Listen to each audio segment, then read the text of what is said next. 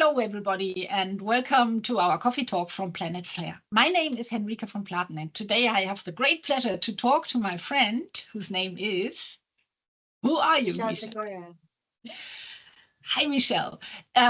Just give us a small overview. Who are you? I mean, I know you, but who are you? I am the CEO of Included, as you can see in my background.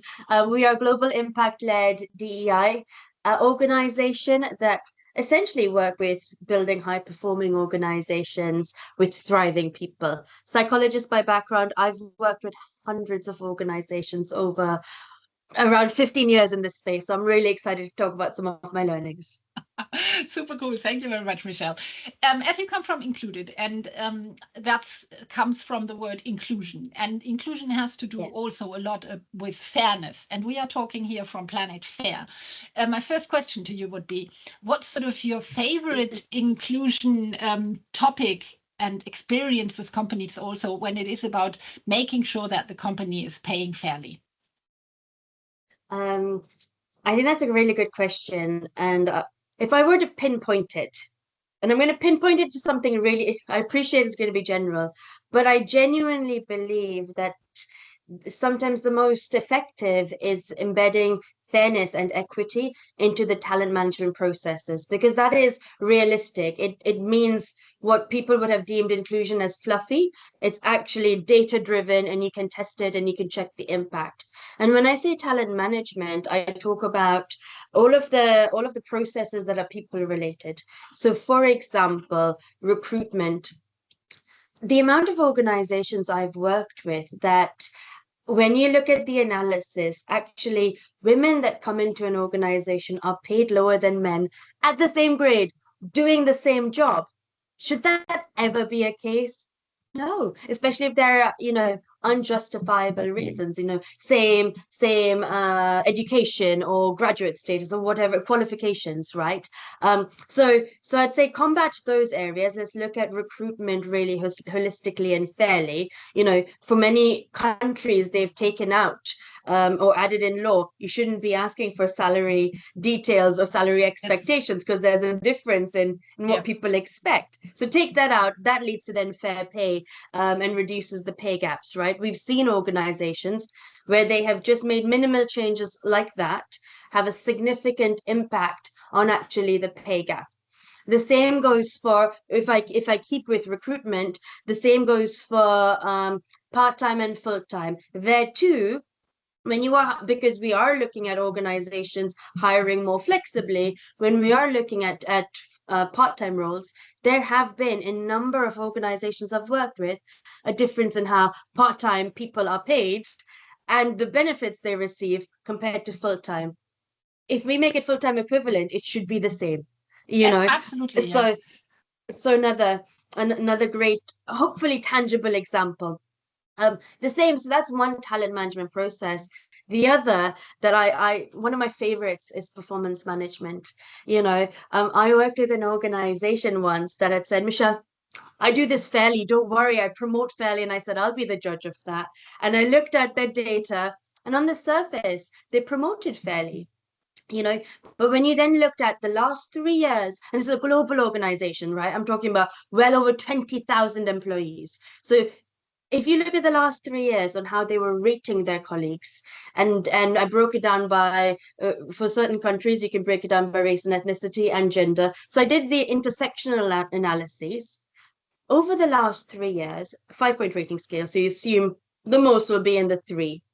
Their Black male colleagues were 2. So they were underperforming. Now, when I share that back to them, either you're telling me all your Black male colleagues are underperformers, or there is a fundamental issue with your process and there is a bias with your people, and then that impacts how you promote, how you pay, the bonus decisions that are made, that are being made for those people, and sharing that back and breaking down that system and debiasing it had a fundamental change and impact on their pay gaps.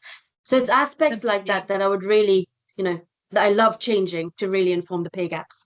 No, that's really cool. I really like that example because this debiasing, I had one also where they were always talking about their high performers very similar. They were like saying, but we have these high performers, la la. And then the discussion went on. And then I asked him, because I was so like, okay, please just tell me who, can you name them? Yes. And or make a list. I don't even need to see the names, but can you make me some kind of list? Correct. Yeah, sure. I got a list.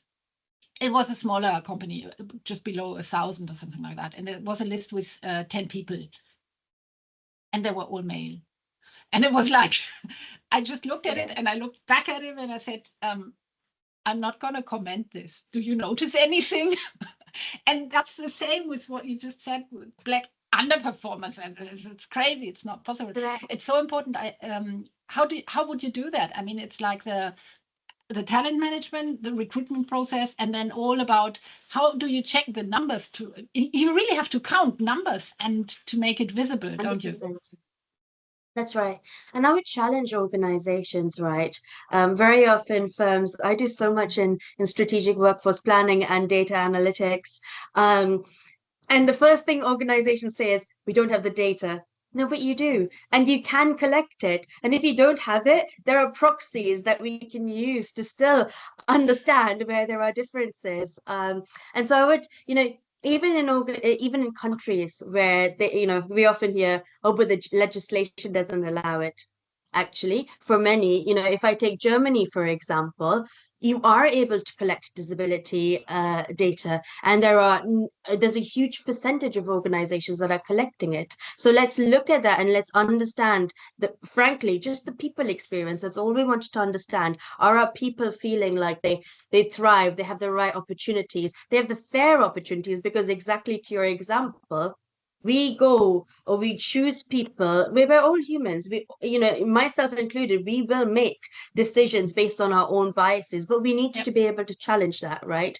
So let's use the data and track it and be able to then show back the mirror to the organization to say something needs to change here. Yeah. And if talking now about sort of your favorite parts, where would you see sort of like a last short roundup, a little bit of time we do still have to say, where do you see the biggest challenge, even though it might not be your favorite topic, but what's sort of the challenge where you would say companies should really look at now? Yeah, I'd say there are three things. If you were hoping for one, I'm sorry. That's okay. Three. A minute. Go. And I'd start with, to your point on data, collecting that data.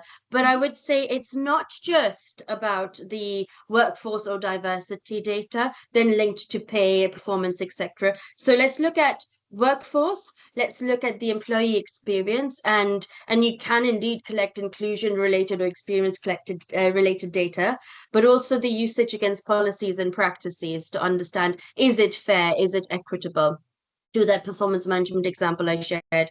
The second is, don't just collect it for the fun of it, right? Let's use it to actually inform evidence-based decisions. So for example, if I take pay equity, some organizations, the perceived experience of a colleague might be, we're not an equitable organization. But if we've now run the analysis to say, hang on, that's a communications issue. Whereas if the perception that I'm not being promoted fairly is actually matched with the data reality, then we need to change the system. So let's use it to inform the right decisions and initiatives. And then the third, and I think most important, is be strategic and sustainable. The amount of organizations I've worked with, that they're so keen to boil the ocean and do everything, that means less impact for what is actually important. So let's focus on 3 specific initiatives each year and do it sustainably.